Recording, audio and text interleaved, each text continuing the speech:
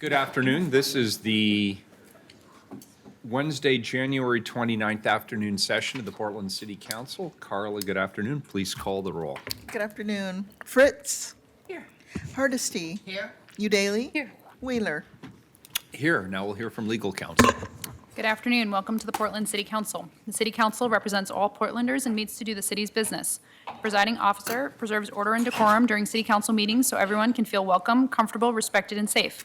To participate in council meetings, you may sign up in advance with the council clerk's office for communications to briefly speak about any subject. You may also sign up for public testimony on resolutions or first readings of ordinances. Your testimony should address the matter being considered at the time. If it does not, you will be ruled out of order. When testifying, please state your name for the record. Your address is not necessary. Please disclose if you're a lobbyist. If you're representing an organization, please identify it.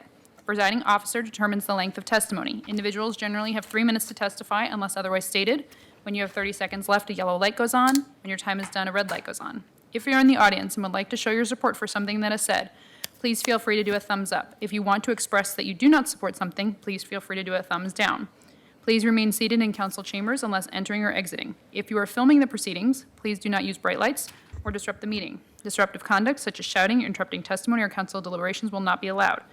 If there are disruptions, a warning will be given that further disruption may result in the person being ejected for the remainder of their meeting. After being ejected, a person who fails to leave the meeting is subject to arrest for trespass. Thank you for helping your fellow Portlanders feel welcome, comfortable, respected, and safe.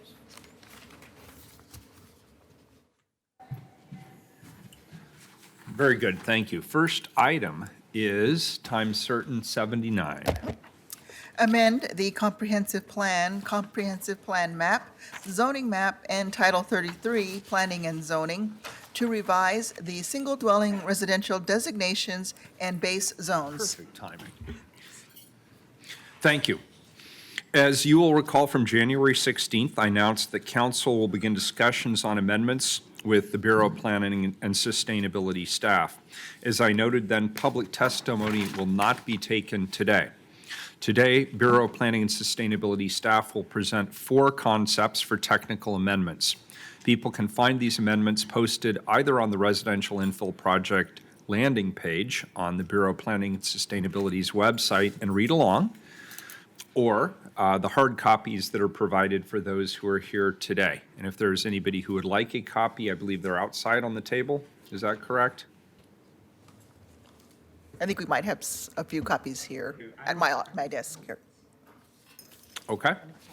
Council will return on February 12th at 2 p.m. time certain here at City Hall to continue discussions on additional amendments to the residential infill program.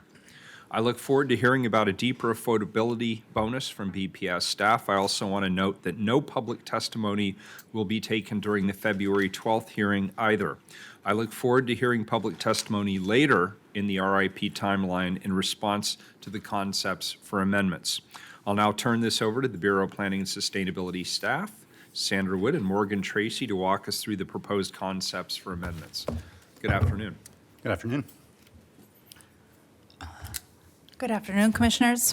My Good name afternoon. is Sandra Wood with the Bureau of Planning and Sustainability, and with me is Morgan Tracy, who is the project manager for the residential infill project. Today and on February 12th, we'll be having 2 work sessions with Council on possible amendments to the Planning and Sustainability Commission's recommendation on the project. Neither today nor on February 12th will we have specific code language or specific map amendments. Instead, what we have before you are some concept for those amendments. So we're not looking for formal motions or seconds in either of these meetings. Rather, we're looking for just kind of a nod of the heads or a straw poll, if you will, on which amendments have support and from the whole council. And if we have that support, then that tells us as staff to go back and start drafting those amendments to bring forward for hearings in March. So that's what our plan is. Today, we have 4 amendments, concepts for those amendments. We posted them on our website last week, and as the mayor mentioned, they're available here. The ones that we have today are more technical in nature. So Morgan will walk you through the amendments. Hopefully you'll have a conversation about it, and then we can see the comfort level amongst the council on those. And then we'll move to the next amendment. That's the plan. Sounds good. Aren't we supposed to say Commissioner that we all- Fritz. Aren't we all supposed to say that we live in the city of Portland, therefore we could have a conflict of interest? Yes, that would We be need to say helpful. that Thank again? you, Commissioner. All right, Commissioner Fritz, do you want to start? We live in the city of Portland, therefore we may have a conflict of interest. Yes, great. Commissioner Hardesty? Thank you, Mayor. I live in the city of Portland, and I guess there may be a potential conflict of interest. Commissioner Udaly? I also live in the city of Portland and acknowledge a potential conflict of interest, although I'd love if someone could tell me what that might be since I'm a renter. But I own real property in the city of Portland. I do not intend to change the usage, but out of an abundance of caution, I'm declaring a potential conflict of interest. And if I There. might just respond to Commissioner Daly's concern. Query. My understanding is that because this might increase the availability of rental property, that might then increase or decrease the. I'm sorry, rental Commissioner Fritz. properties. We've got an audio problem with your mic. He's going to check it, sorry. We had to pirate parts from your, and don't lean back in your chair. whatever you do. Other than that, it's okay. Shall I start again? Welcome home. So because we all live in the city of Portland, if we own property, that might make the property more valuable because we could make it into a duplex. If we rent property, it could make rental property more available and less expensive. well, I'll cross my fingers for that, but I know, really. Great. Great. So Morgan will walk us through the packages of amendments. So that's probably the most fun we're going to have today, that conversation just there. Oh, don't count on it. Very technical, right? And I apologize in advance. So amendment number 1 includes 4 separate parts. These are the most technical in nature of the package and are necessary to address changes to the code package since the Planning Commission's vote last spring. The first align the code updates to reflect changes adopted more recently by the Better Housing by Design project. They align the proposed visitability standard in the single-dwelling zones to match the recently adopted standards in the multi-dwelling zones. They update the map changes to reflect zoning changes completed as part of the 82nd Avenue project, which affects 2 parcels on Northeast 82nd Avenue, and clean up a few language consistency issues between the code sections. Any questions or conversation? Okay. thumbs Can up we, and a down thumbs as up we would be go. wonderful. Do these 4 sound good? I will 3? voice any objections. How's that? That sounds wonderful. All right. Great. Next up, House Bill 2001. This amendment is prompted by the House Bill 2001. So currently, within the city, duplexes are limited to corner lots in the single-dwelling zones. The Planning Commission's recommendation allows interior lot duplexes, except when they are located in natural resource and hazard-constrained areas, which are identified by our proposed Z overlay. House Bill 2001, which passed after the PSC's vote, specifies that cities must allow a duplex on each lot that allows the development of a house. This amendment aligns the residential infill project with the House bill by allowing duplexes on all lots, including those within the Z overlay.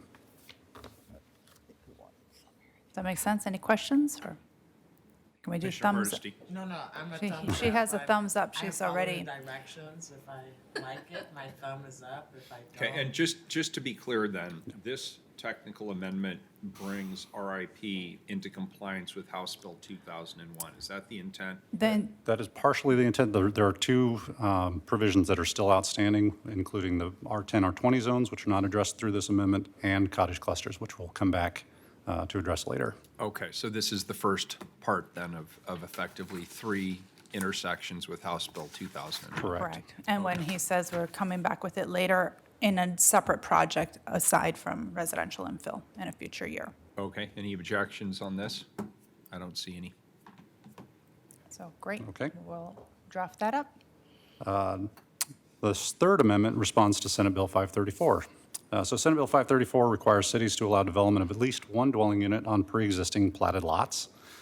So the image there is just an example of an area that's been platted with 25 by 100 square foot lots.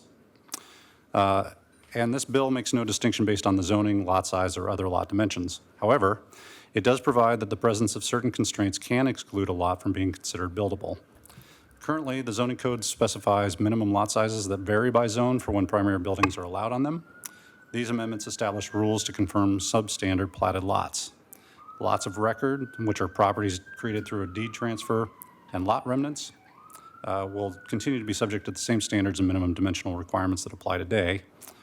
For the remaining substandard lots that don't meet the base zone lot sizes, they would be considered buildable unless there is not adequate infrastructure, the lot is steeply sloping, it is in the 100-year floodplain, or it's within an environmental overlay zone.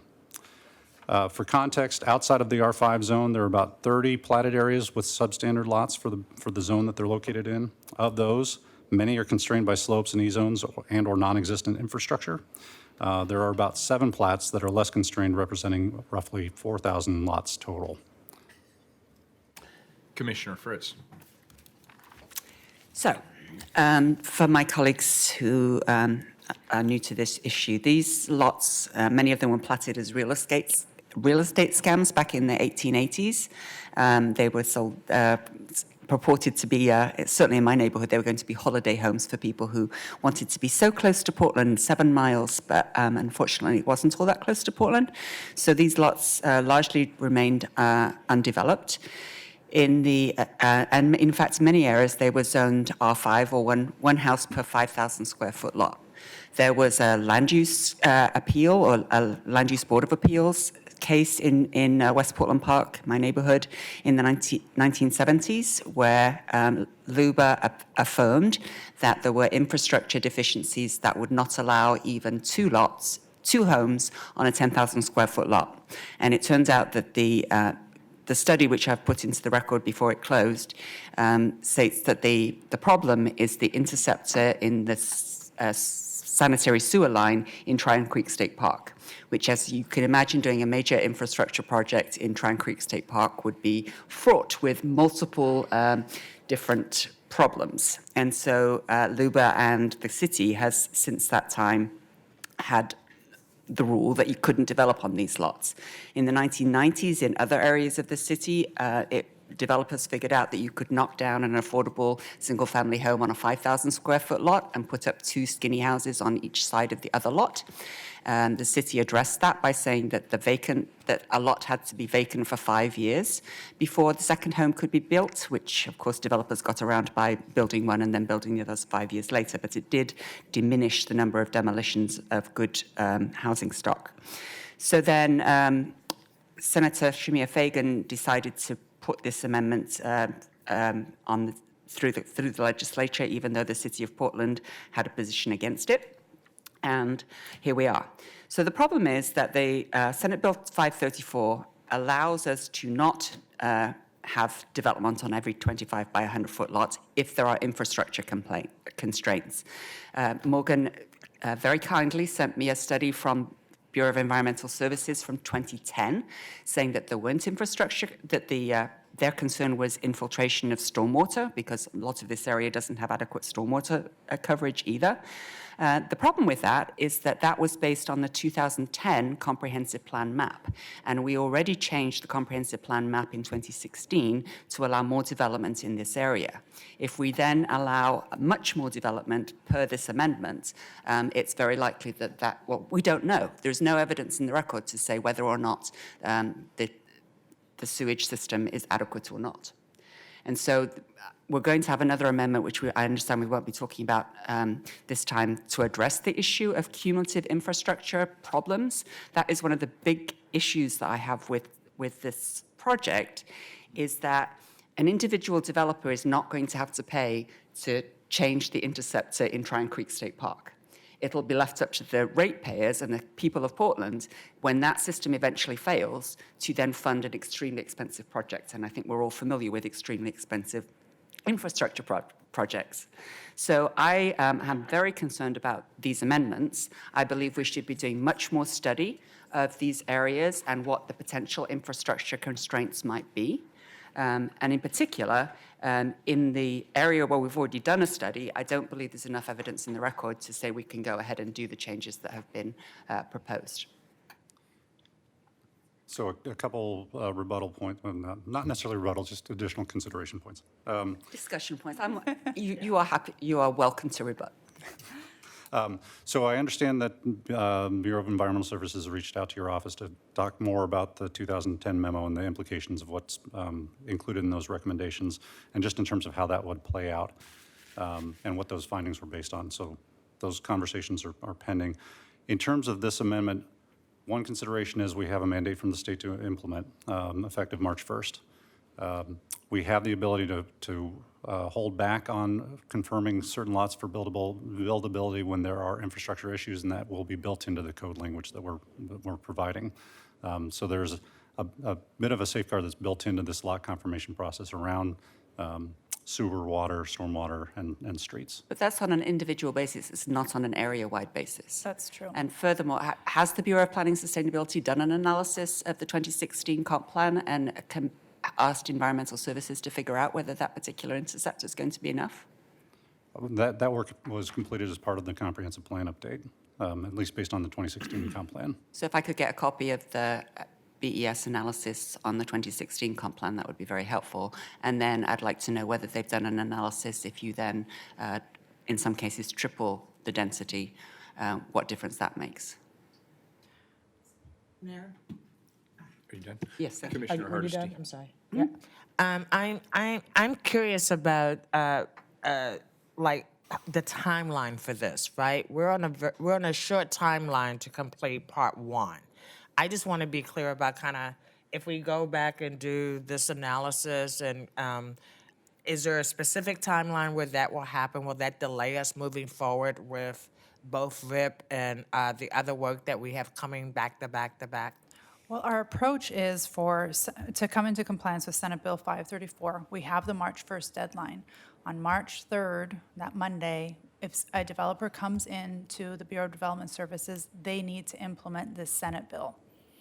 And at that point, we won't have any code in place for all the planners to be consistent on how they do it. So we've been working with them on what are the checklists that they are going to be using for implementation of this Senate bill. And that's what this amendment does, is state what the checklist is so that we can all be consistent, and then it'll go into effect later. I think, Commissioner Fritz, what you're talking about is the cumulative impact, which of course is important, but the Senate bill has put us in a position of needing for Bureau of Development Services to need to ascertain whether development is allowed on these lots on an individual site-by-site basis, and BDS needs the tools, council-adopted tools, to know what checklist they're going to be using. And that's what this amendment does, is just to state what the checklist is. And you're right, it is implemented on a site-by-site basis, but the service bureaus are also involved on those, and they could do future planning for the cumulative impacts. So that was our approach to this, set up a site-by-site. But what about the areas process. where we have actually already identified, where the city and LUBA have identified an infrastructure problem? Then they could use that information and not approve the lot confirmation. That's the idea, I would right? suggest, and Commissioner Hardesty, to your point, I've been asking since since this bill passed, could we please do that first because of the quicker deadline? The rest of it we don't have to do until the end of next year. So I'm really concerned that this piece, which is really important in terms of public burden of future infrastructure costs, is not getting adequate attention. So I guess part of the concern will be seeing the actual amendments as to, having heard these concerns, is there a way for you to craft amendments that would allow, in areas that have demonstrated cumulative impact concerns, to say no? We'll work with the service bureaus on that and making sure the language is clear. So that when we bring back, if you are all okay with this idea of a site-by-site checklist, in essence, that's what we're asking for, you're okay on today, then we can go forth and craft those amendment languages, knowing that this concern is something that you want Bureau of Development Services and the service bureaus to look at. So I think the second piece to this is, should we change the zoning in certain areas? And I know you are changing the zoning in certain areas. And so that kind of plays into this. If there are, I'm also very concerned that we could not only have, where there's currently one house allowed, have two, but since you can have a duplex on each side, you can then have four. And these are, again, often in places, as they found in 1889, that are not accessible at all by public transportation. So we're then continuing to affect the climate crisis by putting more people where they have to drive to get anywhere. So could we, as part of this project, take a look at the proposed zoning on the skinny lots? But the zoning is inconsequential. I think the Senate bill, correct me if I'm wrong, Morgan, says if the lot was platted, Right, it doesn't but- matter what the zone is, you need to allow for a house on it. But I had a And what- conversation with one of the city attorneys about could we require it to be attached housing, for example, in which case it doesn't allow single-family houses, if we change the zone to 2.5, it allows a home on each side, but it doesn't then, if we require them to be attached, it doesn't allow two on each side. There is a proposal within the residential infill project for narrow lots that they are already required to be attached. So the narrow lots are de facto, whether they're R5, R7, it's based on the lot width that they're going to be required to be attached. So we've captured that particular concern. Okay. I think there's also, if we shift the zoning to a higher intensity zone to reflect the lot sizes, we lose the ability to apply these additional constraint tests. So Okay. because they're substandard in size, we have this authority granted by the bill to do that. That makes sense. And then my final concern on this, we received a letter from Concordia, and I know that there's before the record closed and after the record closed, but as a practical matter, we're going to be hearing amendments. So presumably things that have come in after the first deadline can be considered in the next round. So, so we had the concern from Concordia that there are actually some of these lots off of Alberta, which would be really fine to include, but they are 4,000 square foot lots.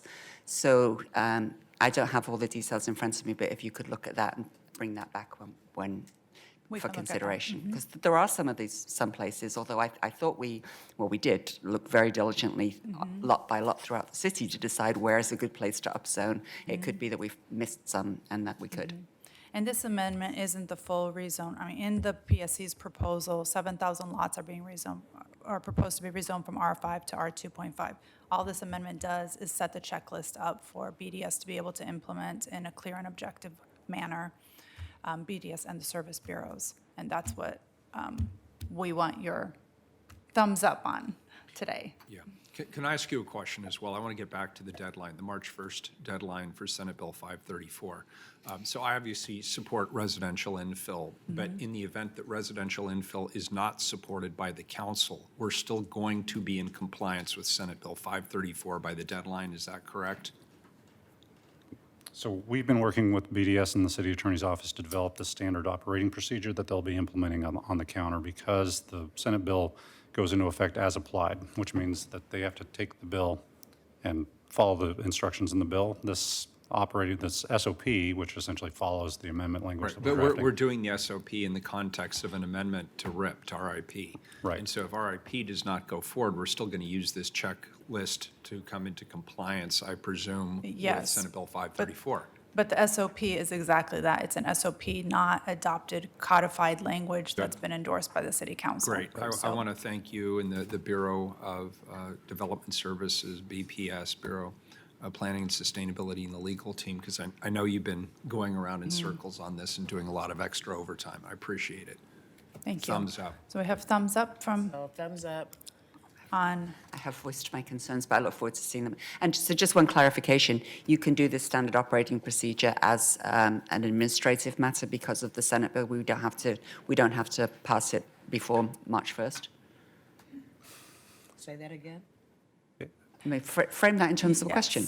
Yes. City Attorney, sorry to put you on the spot. Can the Bureau of Development Services implement the concepts that have just been described at the counter as a standard operating procedure, or does the council, would it be safer for the council to pass something quicker? The bill takes effect on March 1, and so the Bureau will be required to comply with the statute.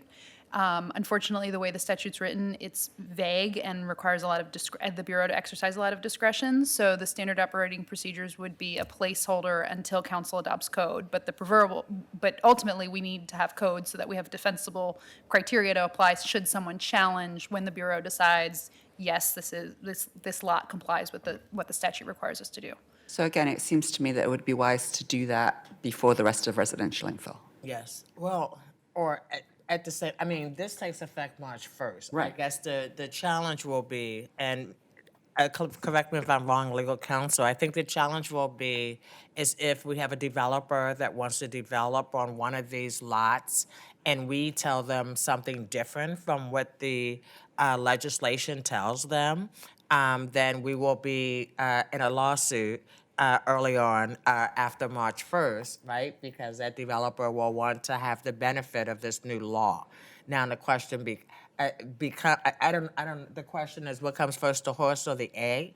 I mean, the fact that the council has to vote on it, I would like us to vote on it before March 1st because that gives certainty to everyone about us following the new regulations as outlined by the legislature.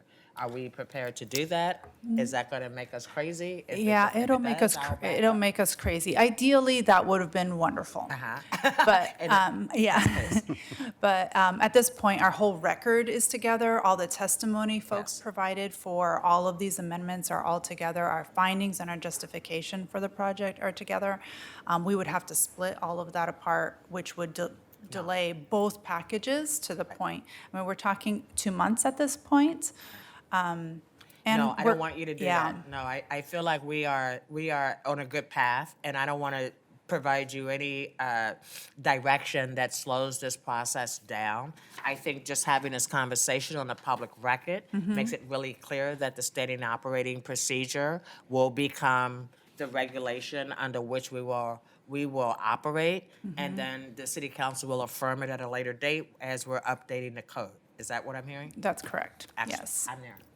Up, Thumbs up on this one? yes. Okay. Okay, so the last one we have is very exciting. Yeah, this is our fourth and final vote, fourth and final amendment Do today. that when I have coffee in my mouth. And this is really intended to improve a city review process. So currently, when an owner is trying to convert 3 narrow lots into 2 wider lots, a 2-step process is required to do that. First, they would go through a lot consolidation. So if you're looking at the images on the slide, that's taking lots 27 and 28 and combining them into a single lot, followed by a property line adjustment with the adjacent lot to then create those 2 wider lots. So this amendment combines both those processes into a single replat process, which is the images on the bottom of the screen there, which shaves off about 2 months and about $3,000 off the process. Commissioner Fritz. Somebody brought to my attention this week that we set it at 60% because that's what the Housing Bureau does, but 50% of median family income is the income limit for vouchers in Section 8. Is that correct? Excuse me, so are you talking about the replat amendment? I'm talking about the housing affordability at 60%. Why is it 60, not 50? Oh, Well, is So it that's true a- that, that is would it true be a that you have different- vouchers at? So we're not talking about that amendment right now, we're talking about the replat process amendment on your screen. and we will return on Oh, I'm sorry, I February turned 12th the to wrong talk page. more about that amendment. I flipped to the whole. Okay, you're ahead of us, Never you're mind. ahead of us. So Answer I that know you're question looking for the next more time, exciting please. stuff, but it's just Sorry. replats today. It's a good primer, though. When we get to that, I do want to hear the answer to that question, so that'll be something to look forward to. Well, Yes, Thanks for the early heads up on that. I support the replat amendment. yeah, so you support the replat amendment? Yeah, it's- Okay, I know. I can't Okay, imagine the why we replat wouldn't. amendment goes forward, then we'll go ahead and work on all 4 of these amendments and bring them back later in March and share them with the public ahead of time, because we'll have formal code language and a hearing on those later.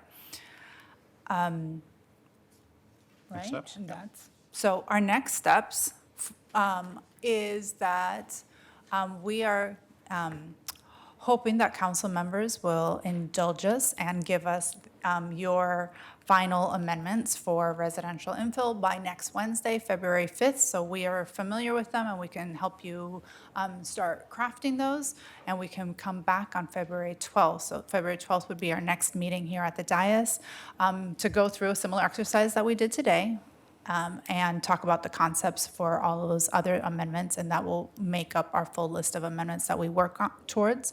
And then staff will go away and do the technical work and come back in March for a public hearing with those amendments. Great. Let me just do a little wrap up, because I'm sure some people are wondering, well, why don't they get to testify on this? There's really two things we're doing today. Number one, we are hearing from the Bureau on the technical amendments that the Bureau recommends the council include in the discussion going forward. And we're also looking at amendments that are based on testimony that we received. Correct. And there will be other opportunities for people to testify on the package going forward. So just to clarify, we will identify other potential amendment concepts for the residential infill project on February 12th at 2 p.m. time certain, right here in Portland City Hall Council chambers. And as a reminder, the record remains closed, correct? The council will reopen the record for additional testimony at a later date. If you've submitted testimony to members of the council after the close of the record on January 17th, it is not considered part of the RIP record, and I would instead encourage you to resubmit that testimony when the record is reopened, either through the MAP app during a council hearing when the record is open for testimony, or by mailing to the city council during the open record period. And so with that, this conversation is continued to February 12th, 2 p.m. time certain. Thank you. And we are now in recess till 4 p.m.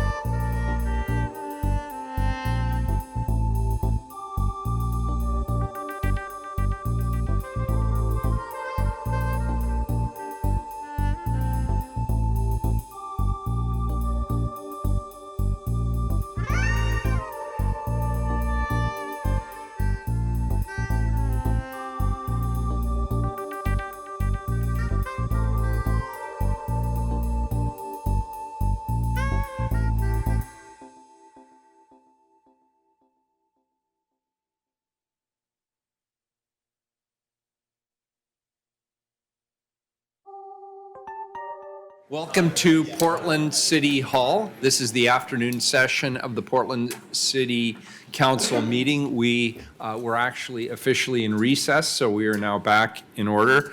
Carla, could you please read item number 80? Proclaim February 2020 to be Black History Month. Colleagues, Black History Month recognizes and pays tribute to the contributions of African Americans and those of the African diaspora have made to the American history in their struggles for freedom and equality. It helps deepen our understanding of African Americans' shared history, and we uplift the struggle that many went through during this month. This annual celebration of achievements is also a time of recognition. We must promote the influential role that African Americans have played in helping shape our society and recognize their contributions. I understand that this year's theme is voting inequality, and I think that we can all agree this country has a history of minimizing, stifling, and eliminating the ability of African Americans to vote and to have their votes count, which is why I'm encouraged to see everyone here, including our young people, sharing with us today how we can move forward together, advocating for not only Black voters, but for all of those who are eligible to vote. With that, I'd like to call up David Grenfield to begin our presentation. Thank you for being here. Thank you and welcome. Yeah, that's gotta be hard to maneuver. Hello. Hi, and that is on. Yes, it is. Good. Can you hear us? Yes. Yes, thank you. You may wanna bring it a little closer. Okay. As you said, hi, I'm David Granfield. It's my first time speaking in here. I'm an employee of the Parks Bureau. I'm a botanic specialist with our natural area parks. I help lead stewardship activities and coordinate environmental education work. And I'm a sponsor for our youth conservation crew. And I will just add, first and only Black botanic specialist with the city. Thank you. So, Sad that you're the only ones. Yeah, we're clapping for the first, not the only. Oh, okay. Yeah. I was gonna say. The first, not the Thank you. only. Yeah, we should Celebrating that, separate right. those two things. and with me at the table here today, we have Kayla Bird, who is a senior at De La Salle North Catholic High School, a basketball player involved with our Black Male Achievement Program, a part of Young Entrepreneur Business Week ambassador team, and has done internships here at City Hall and currently with Wyden and Kennedy. He was actually an intern in the mayor's office, and we greatly miss you. Thank you for all of your contributions. And then in the middle, we have Shannon Olive, who is born and raised here in Portland, a mother of 2 boys, and a part of many local social justice movements that are working to make Oregon a better place for low-income communities of color. And currently the founder and president of a new women's organization called Women First Transition and Referral Center, which is working to serve women in reentry and recovery and supports them to rebuild their lives and to succeed. And then right next to me, a dear friend, Bhutan, is a student filmmaker at PSU and a producer of some really dynamic and inspiring dance videos that you can find online. A member of Portland's Kiki Ballroom community and the House of Flora. I know there's a few folks in the crowd. And she's also training in leading conversations around racial justice and a strong advocate for intersectionality in professional spaces. So I work with our City African American Network, and we're an affinity group through Deep, Diverse, Empowered our Employees of Portland. And there's somewhere around 820 African American employees here at the City of Portland.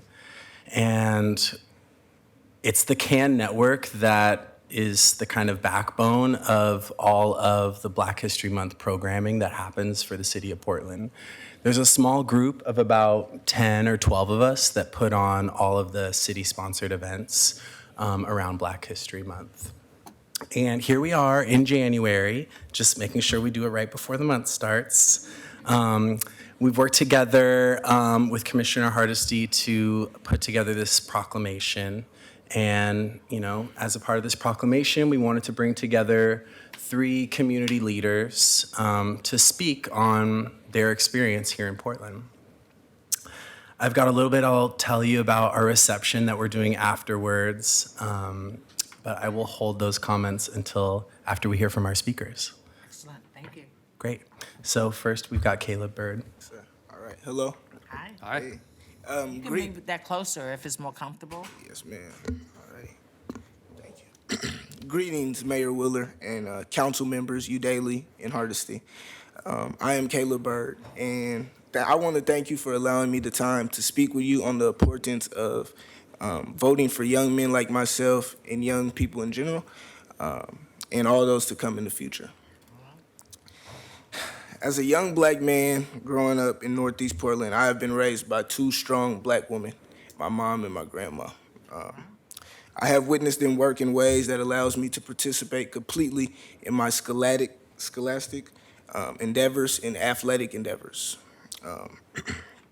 and pursue multiple internships, including spending time at the mayor's office. What I have learned is what the poet Maya Angelou tells us: I am my ancestors' wildest dreams. And that representation does matter. On many occasions, my grandmother would ask me, "What's the mayor like?" or "Have you ran into Commissioner Hardesty?" Tell her I said hello. My grandmother says hello. I said hi back, right? I will. Feeling the love. This warmed my heart, knowing that my grandmother cared so much, knowing that she had somebody knowing that she had her grandson involved in the community at such a high level. And representation does matter, it really does. Yet I know for young men like me, negative representation does exist as well. It's abundant around me. If you look at the statistics, we know people of African American descent are nearly in every negative statistical category you can track. Health outcomes, educational outcomes, wealth disparities, representation in the justice system, it's everywhere. This could easily get me down, it really could, but I know the tide is shifting. I know things are changing. I am the change.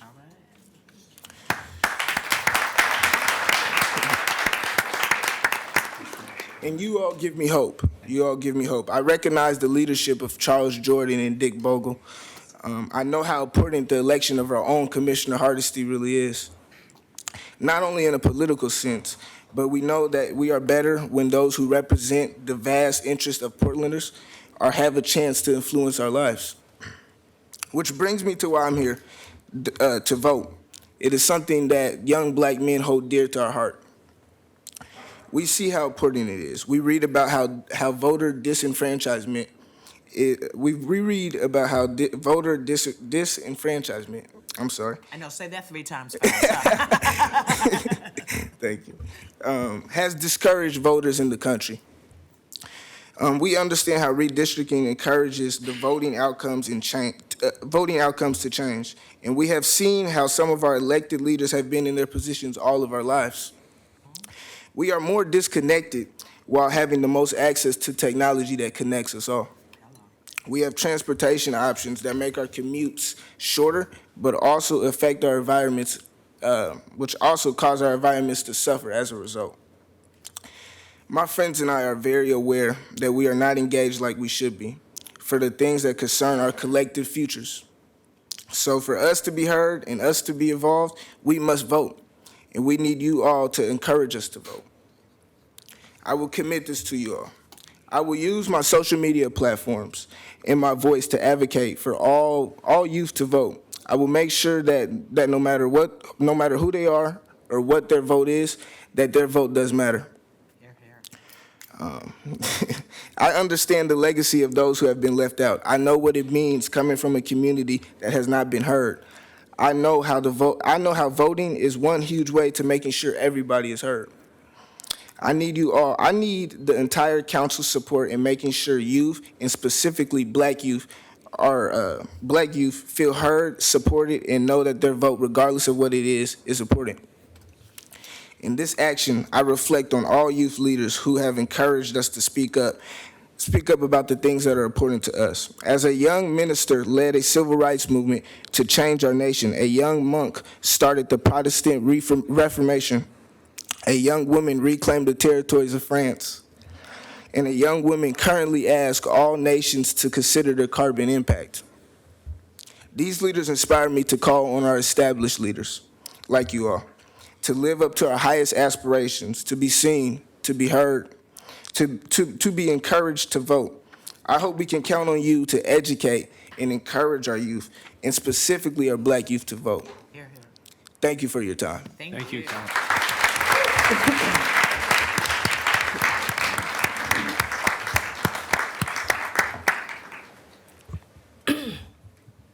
Good afternoon. Good afternoon.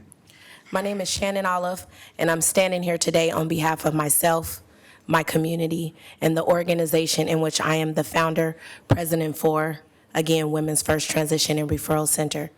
We are a grassroots organization serving women transitioning from prison, women in recovery, and women who's recovering from trauma.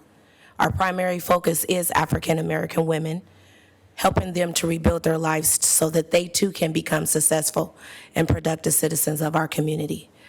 It's been 16 years since I have joined the social justice movement. What I have learned then and still works today is the 3 E's model. Under the leadership of Commissioner Hardesty at Oregon Action back in 2004, where I come from. First, number 1, education. It's important for an individual or people to get involved to understand its impact and what can be done about it. If I don't do something about what will happen, or if I do, what will happen? I'm talking about voting. 2, engage. Now, the individual or people have expressed their willingness to stay involved. They're attending meetings, and they have stepped out of their comfort zone. It's time to take action. People feel good when they feel they are a part or belong to something. They get great results. They stay engaged. They keep coming back. Number 3, empowered. This is when you can take it a step further. They begin to share information with their neighbors, their family, to get them on board. They become inspired, and they want to take a lead to be a part of change, and they develop their leadership, such as myself. As a leader in this community, I said I will not stop until change comes. There's still work to do. For change to come, everyone must be held accountable, including decision makers. We are speaking about the vote today. And where I come from, our communities have been and still are disconnected. My ask is, before decisions are made, we as the people must be included at the table, a part of the decision-making process. I can guarantee you, if you give us the opportunity and follow the 3 E's model prior to voting, there will be a greater turnout of our communities voting, and your decision makers will start making better decisions. Why? Because you know more about the constituents in which you serve. Thank you. Thank you. Thank you.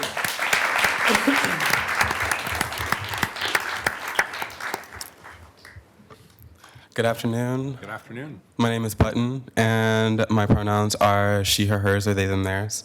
I'm here very casually as a member of the Black LGBTQ community. I stand in agreement with everything that was said before me, and I applaud.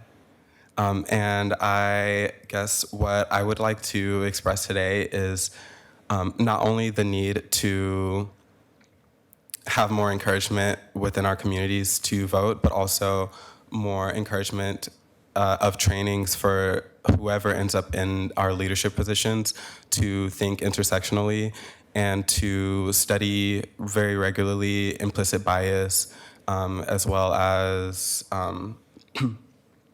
to actively break down the conditioning that it has taken for us to get to where we are in our country today, and understanding that this isn't something that happens in just like a workshop or two. This is something that needs to be happening around the clock, given that there are so many different things that are reinforcing these biases. And I personally have suggestions of where those trainings can come from. I'm a big fan of the Center of Equity and Inclusion. That's where I go to study. And I learn about leading conversations on equity and race and how to do so with navigating white guilt and those uncomfortable things that come up, and just like knowing that there are ways that folks can orient themselves to center the comfort of not only the comfort but also the prosperity of the Black and otherwise communities of color in this city, without centering the comfort of whiteness. And that is my request, that, of course, more Black and brown leaders end up in leadership positions, but also that even the ones who aren't Black or brown, that they are required to study and break down these biases that they carry, or that you carry. Thank you. Thank you.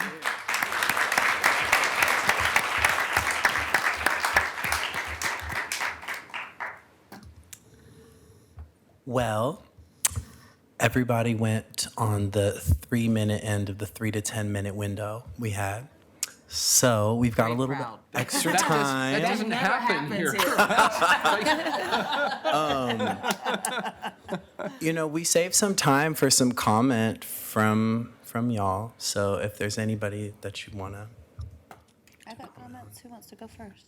I feel like you should wrap Well, it up. I want to put Shannon on the spot because I know the answer to the question I'm about to ask Shannon. Oh. So Shannon, this month is really focused on voter registration, right? Mm-hmm. You and I met when you were riding the bus and going to school, and I got you convinced to actually register people to vote. Do you want to tell the audience how many people you've registered riding the bus every day?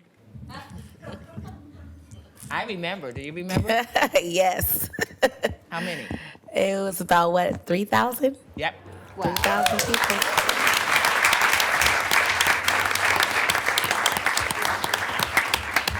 I say this because I was in this chamber with Shannon after she registered 3,000 voters. And by the way, we registered 56,000 voters that year.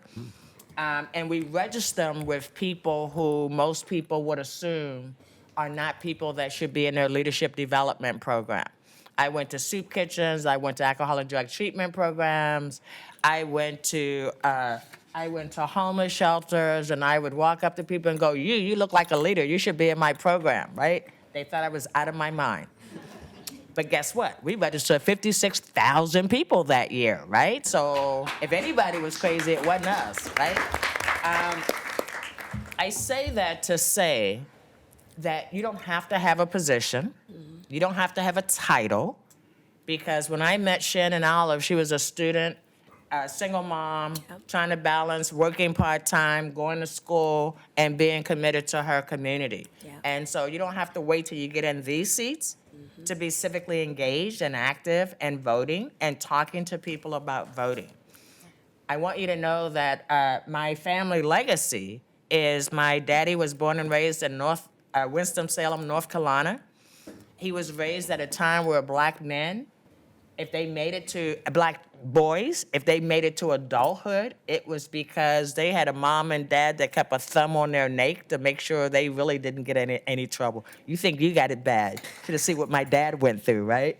And so I tell you that to say that in this country, voting rights are not secure. It depends totally on what state you live in, what party your Secretary of State belongs to, and whether or not there is a paper trail once you cast your vote. Today in America, Black people and many parts of the city still stand in line 8 to 10 hours to vote. We whine and we got to vote at our kitchen table, and many people don't turn in their ballot, right? The reality is, even today, there is voter suppression activity. Black communities get notified that their voting place has been moved, that the voting date has been changed.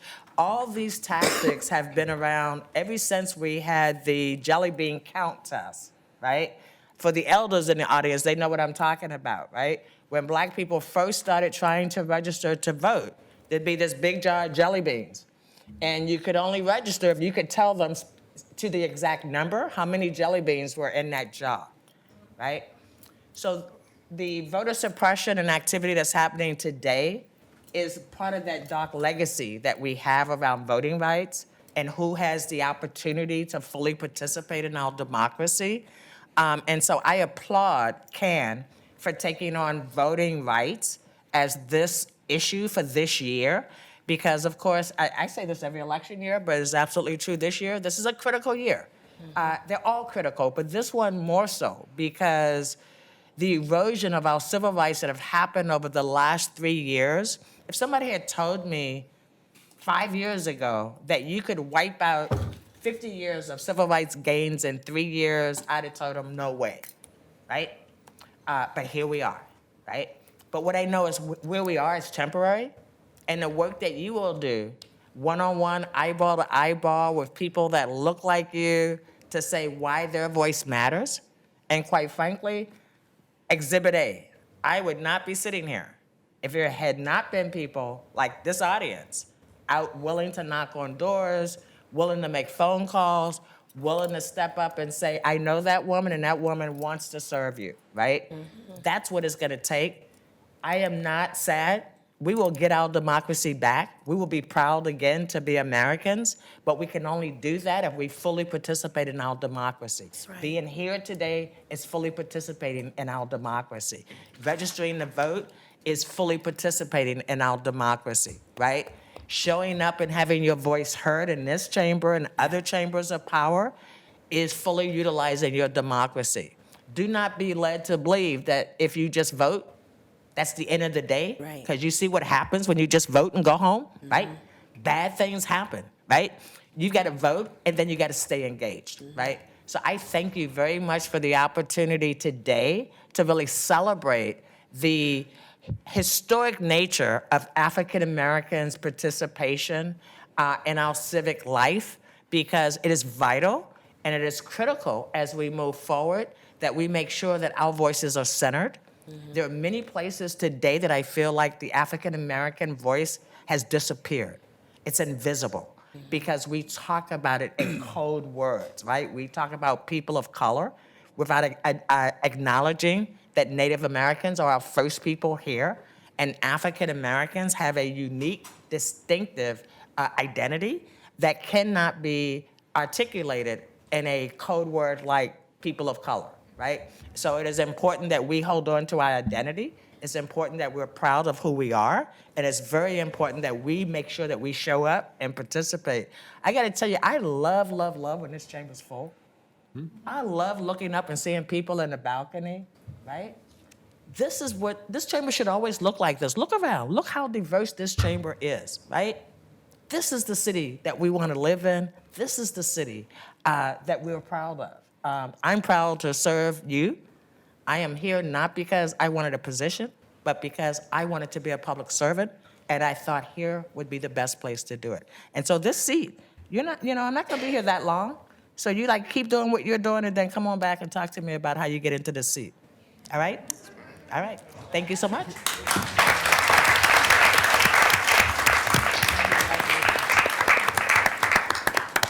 Well, thank you, Commissioner Hardesty, for that pep talk, because I, like many of us, I think, are very anxious about the outcome of November election, and I'm not talking about my race, which is of much less consequence than our presidential election. So this year's theme is especially pertinent, not just because it's an election year, but because of the reinvigorated attempts to disenfranchise Black voters in states across the country. We can feel proud to live in a state that consistently ranks #1 in the country for ease of voting, but the work to enfranchise voters is never done. And this was a conversation we had with Can yesterday. Who's slipping through the cracks, despite the fact we feel like we have this kind of foolproof system now with motor voter and mail-in ballots? Even with those measures in place, there's still members of our community who face barriers to participation, especially among communities of color, immigrant and refugee communities, youth, elders, and people experiencing homelessness. And I would be remiss if I didn't mention that Oregon does not have a proud history when it comes to the rights of African Americans. I want to acknowledge it's been less than 100 years since Black people could live in Oregon by law, and it's been less than 100 years since Black people were granted the right to vote, which is a story that often gets lost when we celebrate the past. That's why we meant to, right? Yeah. Just men, yeah. In 2018, my office led a nonpartisan, content-neutral initiative to encourage voter participation in Portland's precincts with the lowest voter turnout. That was voter turnout less than 50%. These precincts were primarily in East Portland, and the populations are predominantly people of color. So like I said, there's more work to do. I want to say that I feel awkward, I guess, as a white person telling African Americans and other people of color that you should, overcome your doubts and cynicism about our system and go vote, because voting really matters. I don't think I'm the one you need to hear that from, but I want to acknowledge that cynicism is a reasonable response to really unreasonable treatment and outcomes for your communities. But I also want to say that the people in power are counting on that cynicism and counting on your continued disenfranchisement and counting on you not believing that your vote matters. So that's what I want to say about that. When I was running for office, I had multiple people tell me not to bother canvassing in East Portland because people in East Portland don't donate, they don't vote, and the trains trough because there aren't a lot of sidewalks out there, which is something we talk about a lot at City Council. This is part of the vicious cycle. If we're not out there engaging the whole community and getting out the vote throughout the whole community, it's never going to change. And so we ignored them. We That's right. distributed 25,000 comic books about our rent crisis in East Portland. And we saw, we're seeing increasing turnout. So I want to thank CAN and the City African American Network and Commissioner Hardesty for organizing this celebration, and thank all of you for the amazing work you do and for being here today. Here, here.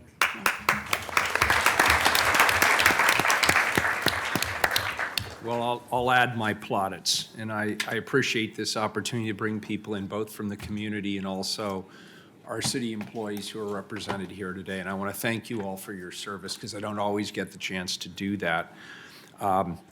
I see my role as being maybe a slightly different role. Look at me, for starters. And one of the areas where I decided I could actually make a difference and where I could be an important ally is speaking clearly and truthfully about the history, both of our community and our state. And I think everybody in this room is aware, as Commissioner Udaley said earlier, the history is less than auspicious, and in some cases, it's downright ugly.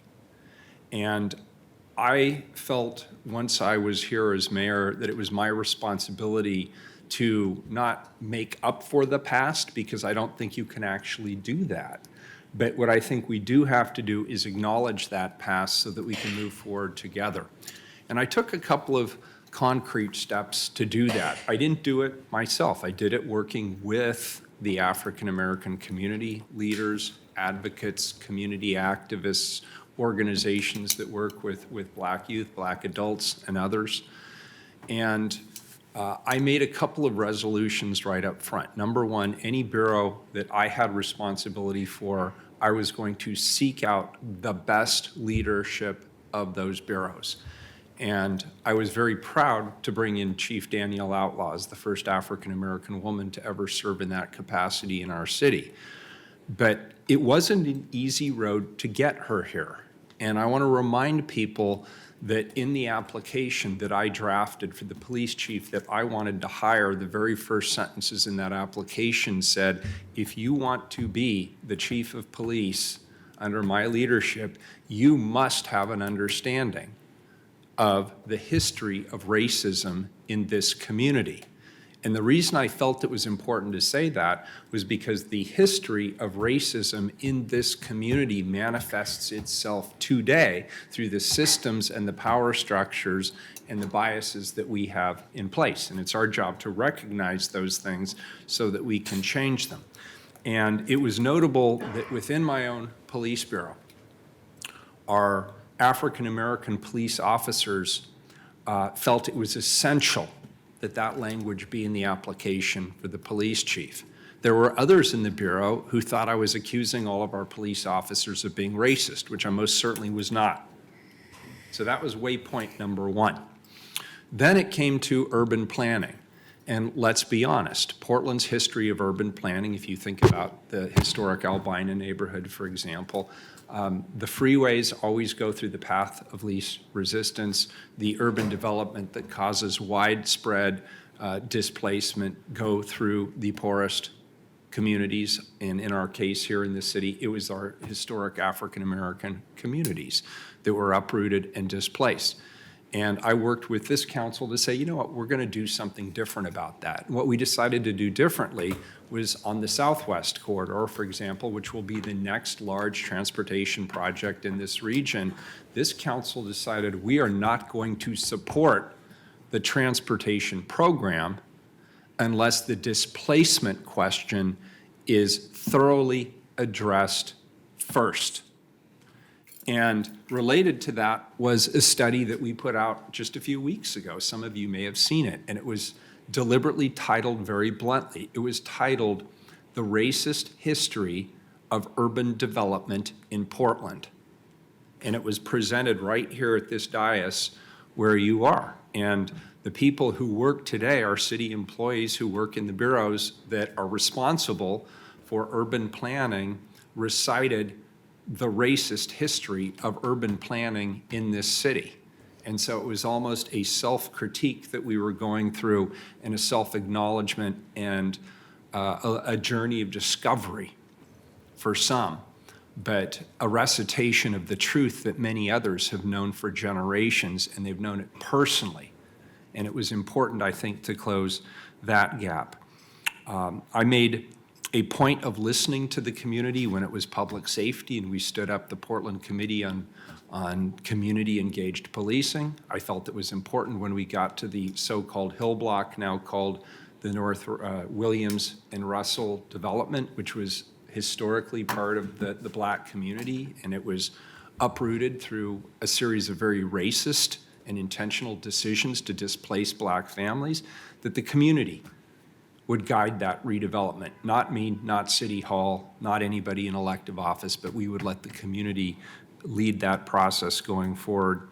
And then when it came to shared economic prosperity, that was critically important to me as well. And that's why the first economic development strategy coming out of my office was something called Portland Means Progress, which is to get young people of color with a focus on young Black individuals in this community into good employment situations, and then to encourage our many, many businesses in this community to seek out partners first who are led by communities of color, so women, minority entrepreneurs of color, and with a focus of 60% at a minimum being people of color who are leaders in those areas in their own rights, being partnered up. And the third was for organizations to commit and demonstrate fundamentally a culture of inclusivity and diversity. Those things are all important. But getting to the question of voting, as I said in my opening remarks, and I'm sorry I didn't read them quite as well as I would have liked to have, but the intent is there. The reality is there's a long history of trying to disenfranchise and get rid of the black vote here in the United States of America. And what Commissioner Hardesty said a moment ago really, really struck me. I always thought civil rights and civil liberties were earned the hard way, sometimes through the shedding of blood. But I believe that once those battles won, it was sort of like a gear.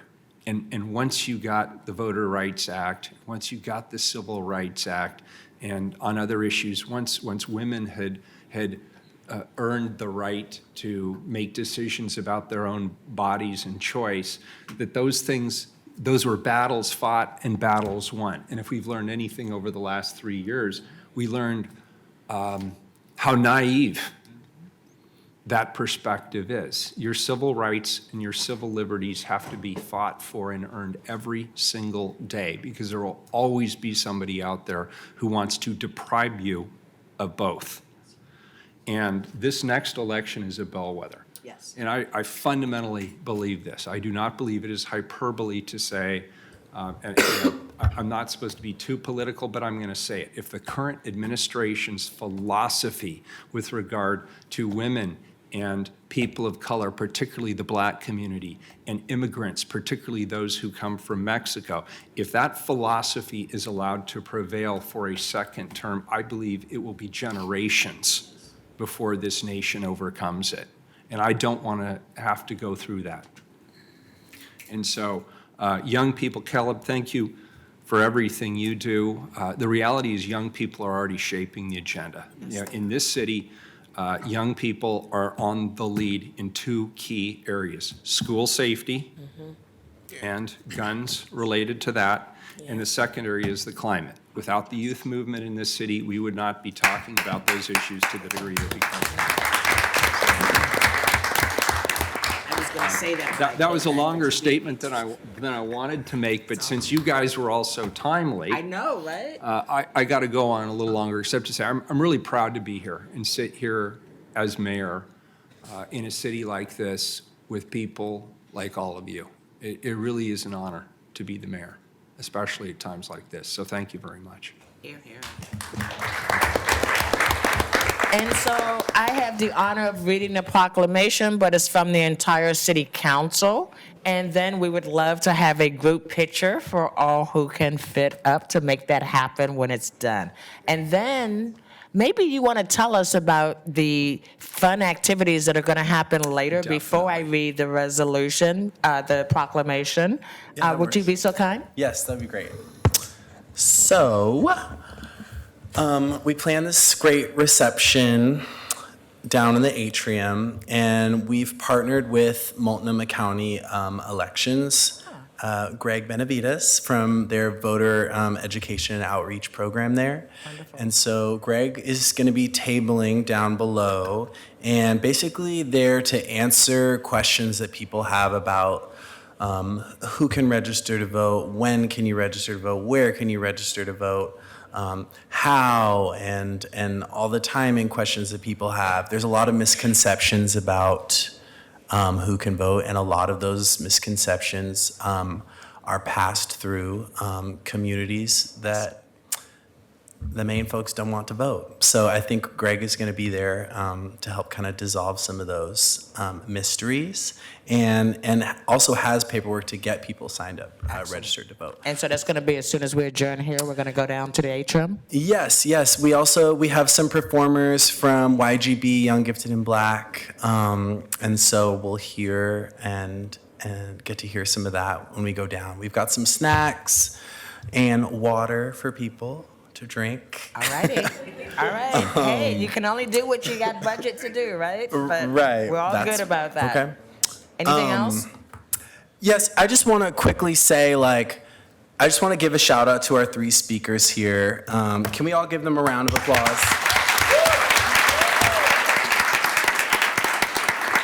It's not easy to come into this space, especially when this space was not built with us in mind.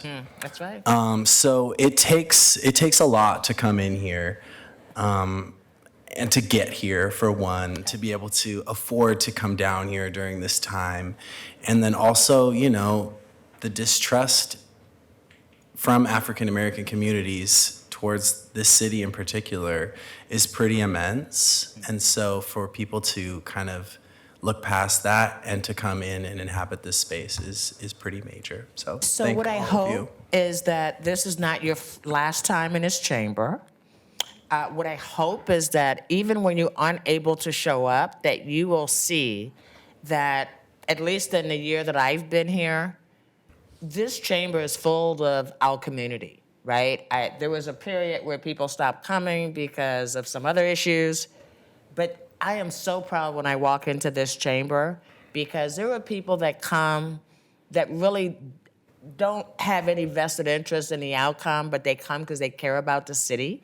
And they come to see what we're doing in person rather than see us on TV. And so I wanna, and I'm sure that the mayor and commissioner, you daily will join me in this invitation. This is your house. You have every right to be here every time the city council is in session. Thank you. Okay, I am now going to read the proclamation, and then we'll take pictures, and then we'll go have some fun and watch some dancers move their bodies, and that'll be cool. All right. Whereas the city of Portland takes pride in joining Americans throughout the country in recognizing February 2020 as Black History Month. Whereas Black History Month recognizes and pays tribute to the contributions that African Americans have made to American history and their struggles for freedom and equality, and deepens our understanding of our shared history. And whereas the theme for 2020, African Americans and the Vote, acknowledges the historical and modern day challenges of people of African descent for the right to vote and have their voice heard. And whereas many African Americans have long experienced disparities, exclusion, discrimination, and many barriers to being able to cast their vote. Dating back over 100 years, African Americans have had to fight and campaign to have voting rights and be recognized as voters. This fight continues today for many African American people from many walks of life. And whereas generations of African American individuals, families, and communities have played a significant role in protesting the urgency for voting to be barrier-free, inclusive, and non-discriminatory. And whereas African American youth are now the inheritors of a flawed and unjust voting culture that has historically disproportionately oppressed the African American right to have their voice validated, heard, and counted.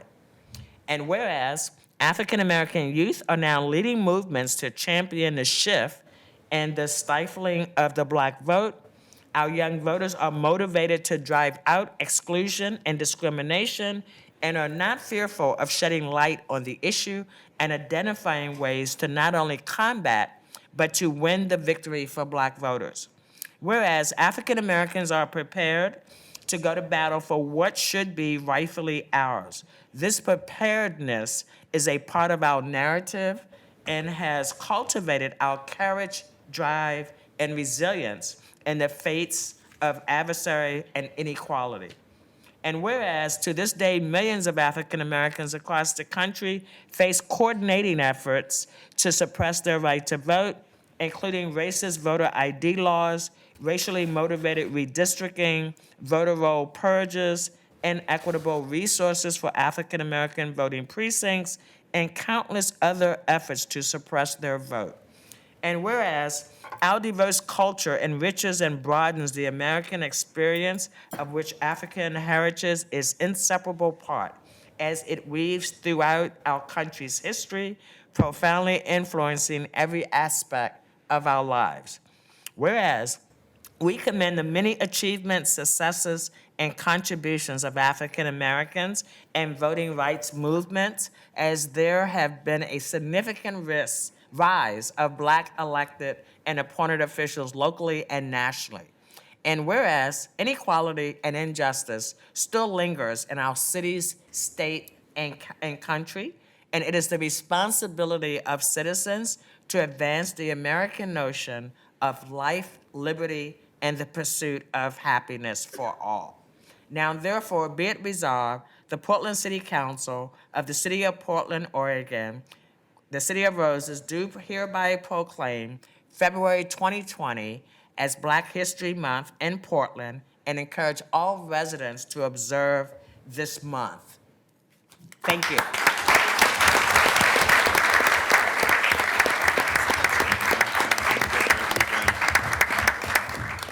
All right, picture time. Great. Can we do one with just the mayor, commissioners, and speakers first, and then we'll ask other people from the community to join? At your disposal. Wonderful. Whatever you want.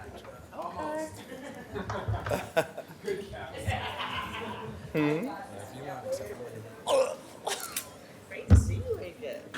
Where's Grandma?